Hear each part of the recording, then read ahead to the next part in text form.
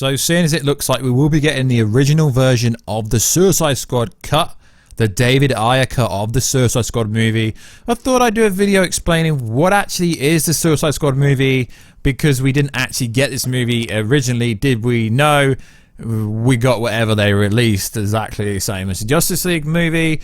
Maybe it's not as different as, you know, the Snyder cut's going to be, but there are a lot of differences in the David Ayer cut. So what is good, YouTube? Warstu here. If you're new around here, make sure to subscribe, because why aren't you? For content just like this every single day, DC, Marvel, pop culture based content. At the 100,000 subscriber mark, we'll be giving away something so damn cool, and the competitions on this channel are real. So let's get into it. So it's a pretty much known fact that David Ayer's cut of this movie is very different to the movie that most people seen or didn't see, because the review was that bad, and it was to the point where there was more Ben Affleck Batman in this movie, there was more Jared Leto Joker in this movie. People don't forget, people do forget that he has won an Oscar. He's an Oscar award-winning actor, yet people trash his Joker like he's the worst one ever, because we've not actually seen his Joker yet. So we do know he's going to be in the Snyder cut. We also know when this comes out, he's going to be seeing a lot more of his movies. So David Ayer recently took to Twitter to say this: "I took the hit like a good soldier when the studio cut hits the streets. It's who I am. I watched my cut for the first time since it was abandoned. It is amazing. Oh god, I felt guilty for years, like nope, it's fire. It's the tone of the Comic-Con trailer." So, you know, go watch the Comic-Con trailer back when we got the first trailer at Comic-Con, and you'll see the tonal shift is completely different. Now, what exactly is different from the Ayer cut to what we got?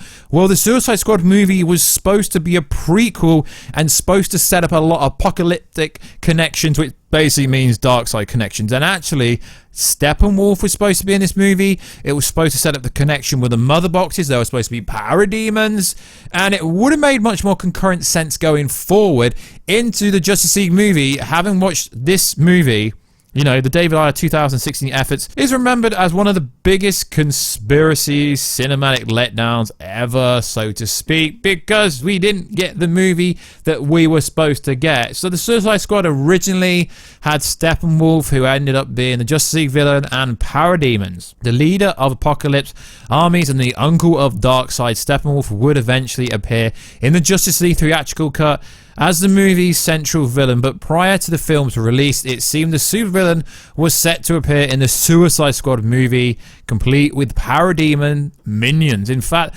audiences had already been given a glimpse at the parademons in Batman vs Superman nightmare scene, where Affleck's Dark Knight had a vision of a distant future.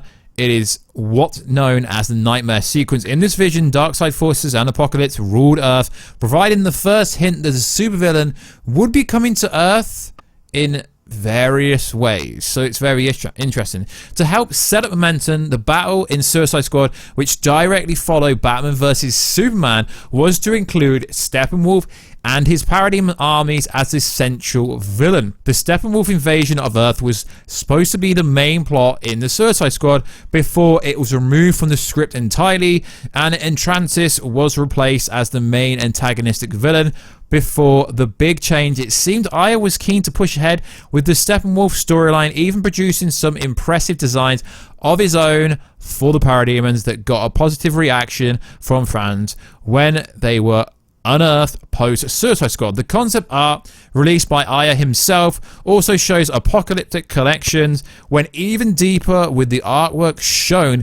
Entrantis Death Machine originally used apocalyptic technology, which Ayer previously revealed that a boom tube, a portal used for interdimensional travel, was supposed to appear in the Suicide Squad final battle, with Entrantis said to have been under the influence of the mother boxes, the mystery living computers created by the gods of the planet New Genesis. The links films directly with the Justice League, in which Steppenwolf arrives on Earth to claim a share from mother boxes. As it turns out, by the time the Suicide Squad made it to the theaters, nearly all connections to other movies had been stripped away from the story, making the film essentially a standalone piece. So that's pretty bad, because a lot of people didn't really understand Justice League because it was all over the place, because it was supposed to be set up during the Suicide Squad movie, which is very sad. It really is sad that the original movie was supposed to be so different to the Suicide Squad movie that we got, which literally made no sense. There's so much evidence out there to suggest, and even David Ayer himself has come out in multiple times responding to fans on Twitter saying things that make you think, damn, we would have got Joker, we would have got more Batfleck, Parademons, Mother Boxes, Steppenwolf. It would have made the Justice League more concurrent, more like the continuity make more sense to the average user, to the casual. And we know Joker Jared Leto is going to be good. We really do, for the simple fact as quotes like David Ayer is quoted literally saying things like the following: for sure, character creation is a tightrope. I took inspiration from the current DC comics. I find it incredible it still has such a topic 5 years later. It breaks my heart for Jared. He did magnificent work. Most of it remains unseen. So he's saying, yeah, Jared Leto Joker is actually a good Joker, but you didn't see it. And a question asked, someone asked on Twitter, is this true? This is right. And Francis was under control of the Mother Boxes, and Steppenwolf was preparing an invasion with the Boom Tube.